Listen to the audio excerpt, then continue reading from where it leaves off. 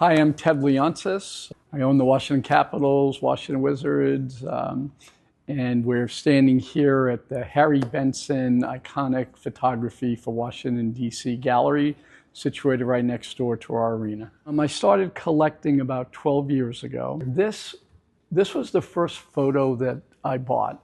I went into this gallery with my wife, and I said, that is the sexiest photograph I've ever seen. And I think my wife said, yeah, you used to kiss me like that. What's going on here? And the woman who was in the gallery says, oh, if you buy this photo, Harry Benson and his wife are in the back, and we have these books. He'll sign the book for you. And that's how I met him.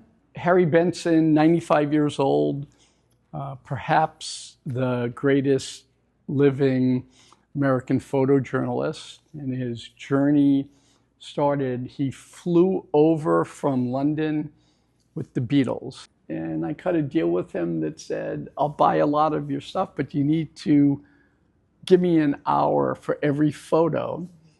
And you spend that much time with someone.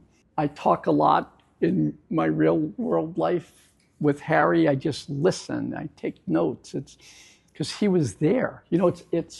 It's just amazing to talk to somebody, who knew Robert F. Kennedy and was with Robert F. Kennedy and on the campaign trail with him and, at his murder. I mean, it's mind-blowing. He took photos of every president. He took photos of royalty. He took photos of every rock star. And he just became kind of a go-to person.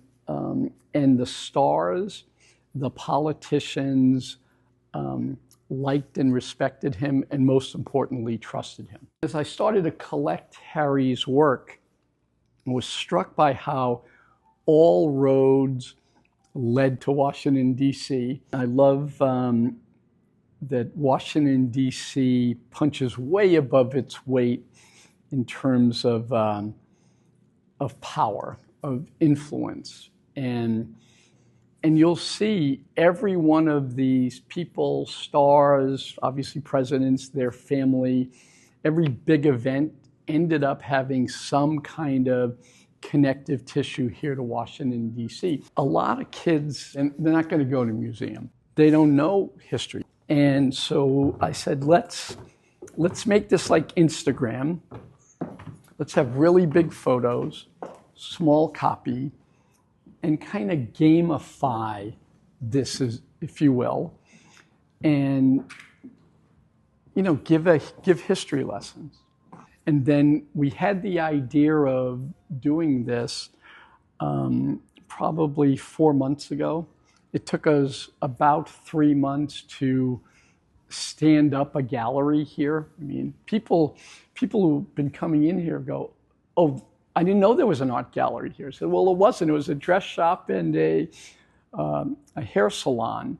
But it does go to show that we can make things new. And I kind of viewed collecting, buying all this art and presenting it in a very dignified way as almost being a cause, mission-based, to tell the community, especially tell young people, that this is the history of where you're living, and it's worth the time.